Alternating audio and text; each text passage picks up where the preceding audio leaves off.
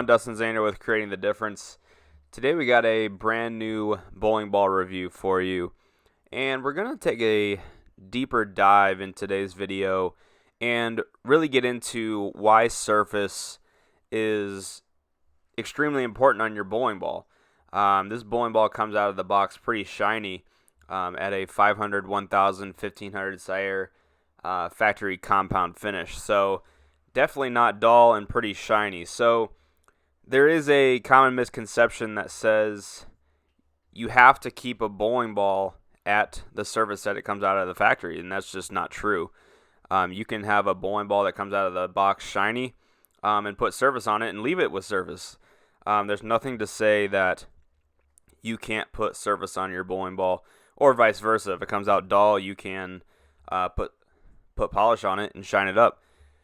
So the ball motion that we're seeing here is a little lazy. It's definitely more continuous than angular, and it's simply not giving him enough room down lane. Like, he has to be perfect, and like that shot there went right over the 8-pin, so it's hitting the head pin and kind of deflecting. And that shot there was pretty far left, and there's some friction out there, but it simply just is not recovering. He kind of has to be perfect to get it to the pocket. So later on in the video, we are going to go ahead and make some surface changes on this ball and talk about the differences between the box finish and the surface changes that we're making. And that shot there, it hooked a lot. Like, it missed a little and it hooked a lot. So not the most ideal ball reaction. And honestly, the ball reaction is over-under, meaning if he gets it too far to the left, it doesn't see it. Like, it doesn't hook at all. But if he misses in, the ball goes sideways, like that one does there. Just a little to the right, and that ball motion is completely different. And honestly, if that's the type of ball reaction that I'm bowling against, or even Ron is bowling against, we're going to come out of that 10 times out of 10 because it's just not good ball reaction. Understanding and really learning more about ball motion is really how you can take yourself to the next level. And to go back to what's going on in the video here really quick, he made a move to the right, 5 right, just to kind of get an idea of what the inside of the lane is, and it does kind of look better. So, but yeah, understanding ball motion is really how you can take your game to the next level. Like watching, whether it be ball reviews like this, and you don't even have to have the audio on, just watching and looking to see, okay, he missed one right and it goes sideways, missed one left and it doesn't hook at all. Not very good ball motion. But as you'll see later on in the video, the changes that he can make to narrow down that ball motion to make it better. Not as inconsistent as it is right now. So he's going to throw a couple more shots here, and we're going to change the surface on that bowling ball. We're going to add some surface to it. Now what that's going to do is it's going to make the bowling ball reaction earlier, and it's going to be more round down lane as opposed to more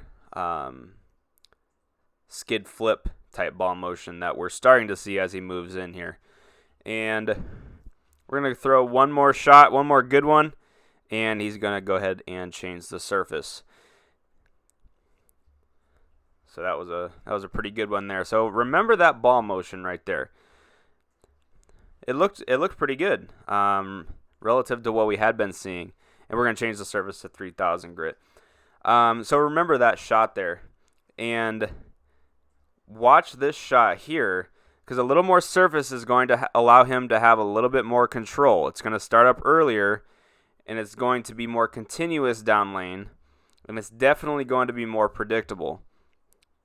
This is a good key, like when you're building an arsenal, to understand what types of shapes you have in your bag, Because if you have the same type of shape, like you still have you have 6 bowling balls and 4 of the 6 are angular type bowling balls, then 9 times out of 10, for most people, it's just not going to work. Like you have too many of the same shape, too much of the same surface, and you're going to be stuck with the ball reaction that we saw earlier. So you can see that this bowling ball definitely is picking up slightly earlier, and it's not much. He only put 3,000 grit on this ball, so it's picking up just slightly earlier, and his room for error has gone up exponentially. Like, he has much more room, and because of that surface, he's able to blend out the friction that is down lane. Now, when you have shots like that are way left, they just aren't going to come back. I mean, that is what it is. It's just a bad shot. So that looks pretty good, and it was. So really take the time to understand why surface can be so important in your bag and why it is important. Like, even just going out to practice for a couple games just to experiment with surface prep, it will help you and your game tremendously.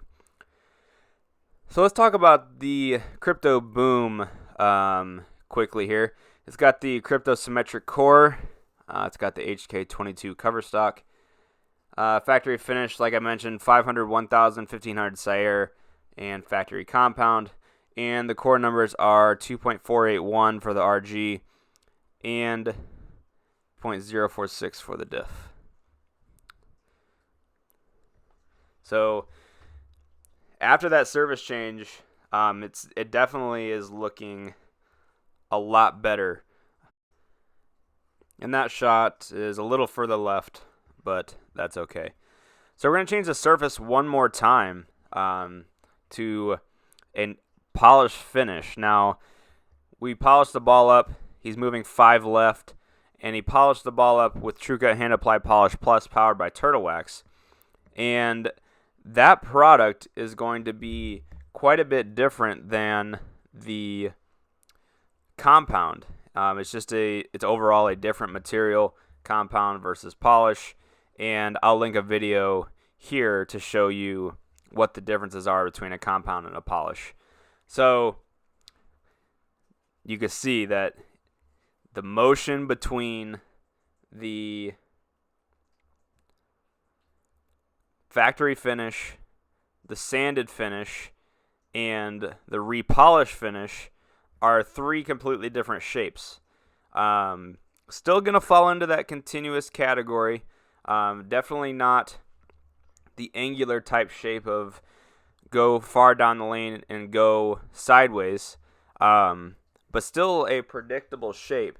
And this shape here, I like this shape. This is a good shape to have in the bag, whether it be from the Radical Crypto Boom or another bowling ball. Like, again, it goes back to understanding ball motion, understanding the equipment that are in your bag, and the versatility that you have with surface. Like this ball motion, other than that, I probably jinxed him there, but that's okay. This ball motion looks considerably better than it did out of the box. So just playing around, using your resources to your advantage to get that ball to where you need it to be is incredibly important. If you're interested in picking up the Radical Crypto Boom, you can do so on ctdbowling.com. I am Dustin Zander with Creating the Difference. Have a great day.